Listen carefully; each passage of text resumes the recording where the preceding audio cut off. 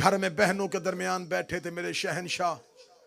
जब खबर हुई कि वलीद मलआउन ने दरबार में बुलाया है, दरबार का नाम आना था, हुसैन अपनी जगह से उठे। हुसैन ने बाबे अली वाला अमामा सर पे रखा। माँ की शक्ल वाली बहन सामने खड़ी होके हाथ जोड़ के कहती, मेरा दरबारों से एतमाद उठ गया है। मैंने जुमला तेरी हाय के लिए कहा था, तूने समझा ही नहीं। आलिया रो के कहती, हुसैन मेरा दरबारों से एतबार उठ गया है। हुसैन अब कोई दरबार जाने का कहे, मेरा दिल घबराना शुरू हो जाता है। हुसैन अगर दरबार में जाना तो अकेले न जाना, बनी हाशम का नरगा साथ लेना। अली की बेटी ने आवाज दी, बुलाओ अकबर, बुलाओ कासम, बुलाओ मुस्लिम, बुलाओ सज्जाद, बुलाओ गाजी, बुलाओ मोहम्मद बिन हनफिया। सारे हाशमी घेरे में लेके जाओ अली के चांद को। बनी हाशम के जवान हाथों से तलवारें बुलंद की हुई। मदीने की गलियों में आगे आगे हुसैन, पीछे पीछे बनी हाशम। मदीने की गलियों में एक सख्ता तारी हुआ। आज बनी हाशम इस अंदाज से आ रहे थे। हुसैन बनी हाशम के नरगे में, बनी हाशम के घेरे में, एक जैसे कद अली के बेटों की, एक जैसी दाढ़ियां अली के बेटों की। इन्हें में तुम्हें किसी की नजर न लग जाए हो मेरे अली के जवान बेटो। हुसैन चलते चलते दरबार वलीद के दरवाजे पे आए। वलीद के दरबार के दरवाजे पे आना था। बनी हाशम को हुसैन ने कहा, तुम रुको,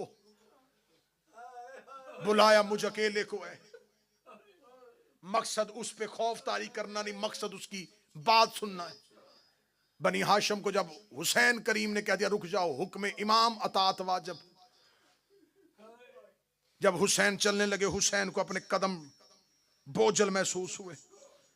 हुसैन ने कदमों की तरफ देखा, अब्बास का हाथ कदमों पे था। रोके आहिस्ता से कहता, तुझे तेरी मां का वास्ता मुझे साथ ले जा। हुसैन रोके कहते, अब्बास जब मैंने अकबर को रोक दिया, जब मैंने सज्जाद को रोक दिया, अब्बास तू क्यों नहीं रुक रहा?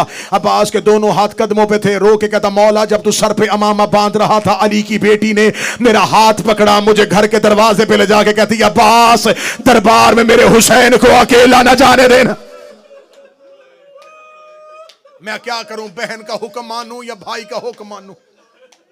हुसैन रो के कहते, आलिया जाने मैं जानूं। अब्बास रोक।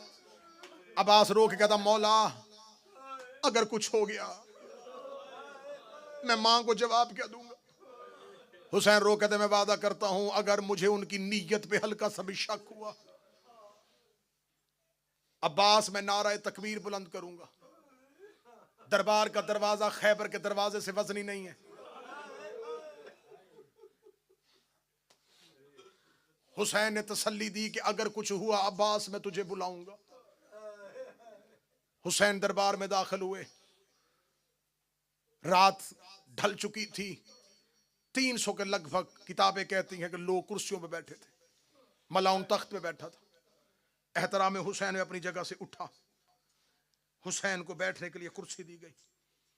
हुसैन ने कहा, नहीं बैठना नहीं चाहता, मुझे बताओ रात के इस पहर में क्यों बुलाया?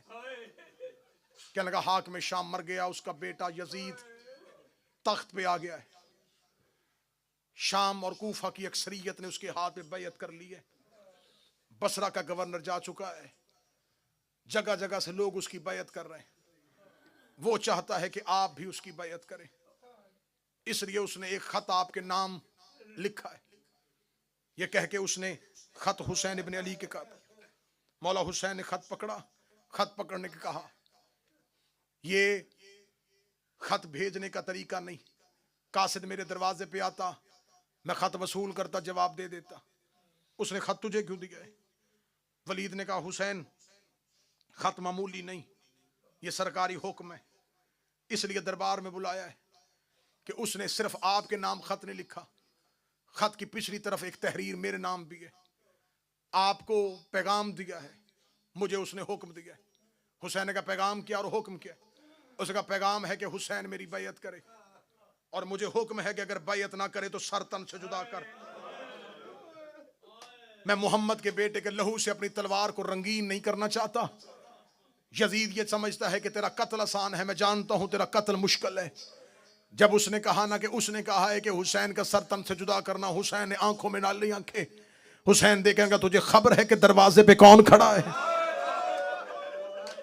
अगर मेरी जुबान से नारा तकबीर तकबीर की रे मुकम्मल नहीं हुई थी, या वलीद के दरबार का दरवाजा बाबे खैबर की तरह हवा में उड़ना शुरू हुआ, अली का शेर बेटा अब्बास इस जलाल से अंदर दाखिल हुआ, हुसैन ने अब्बास के सीने पे हाथ रखा, अब्बास को रोकते रोकते इमामत को 4 कदम पीछे जाना पड़ा।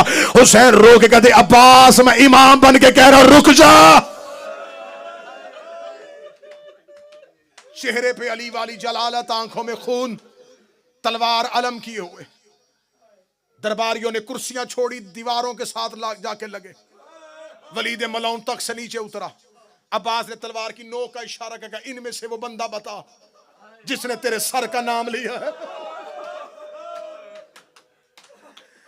हुसैन ने अब्बास के कांधे पे हाथ रखा। हुसैन ने कहा, अब्बास हौसला, अब्बास हौसला, अब्बास हौसला।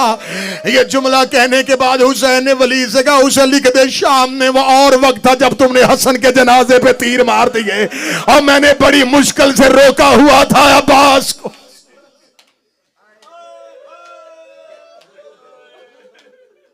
सूरज तलू होने दे, मदीने के लोगों को जागने दे। मदीने के लोग जागेंगे, मैं मशवरा करूंगा, बुलाऊंगा नाने के सहाबी, बुलाऊंगा बाबा के साहब।